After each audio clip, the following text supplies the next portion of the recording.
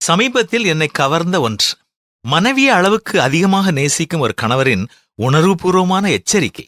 தன்னுடைய மனைவியை சில விஷயங்களுக்காக அடிக்கடி கடிந்து கொள்வதால் அவள் கணவனிடம் கேட்டாள், எங்க என்னை ஏன் இப்படி கண்டிப்புடன் நடத்துகிறீர்கள், என்னை கொஞ்சம் சுதந்திரமாக விடலாமே என்று. ஆனால் அதை கணவன் சற்று கஷ்டமாகவே உணர்ந்தார். இதை எப்படி இவளுக்கு சொல்லிக் கொடுப்பது என்று யோசித்துக் கொண்டே இருந்தார். ஒரு நாள் மனைவி தன்னுடைய கணவனிடம் வந்து கேட்டாள், எங்க நான் பட்டம் விட்டு விளையாடப் போகிறேன், நீங்களும் வாருங்களேன் என்று அழைத்தாள். பட்டத்தை நூலில் கட்டி பறக்க விட்டு மகிழ்ந்தாள்.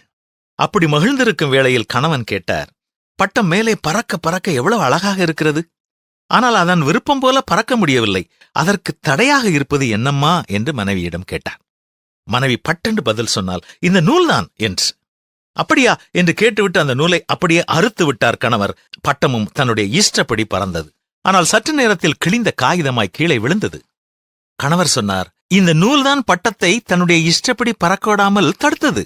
நேரான வழியில் இந்த பட்டம் பறந்து உயரங்களை அடைய இந்த நூல் உதவியாக இருந்தது இல்லையா?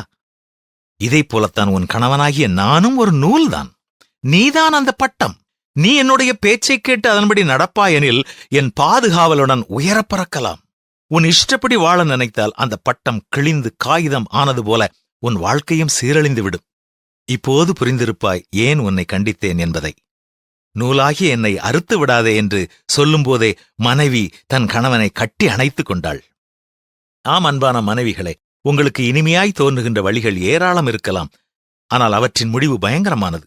எனவே கணவருக்கு கீழ்ப்படிந்து வாழ கற்றுக்கொள்ளுங்கள். உங்கள் இனிய வாழ்வு உங்களை வரவேற்கும்.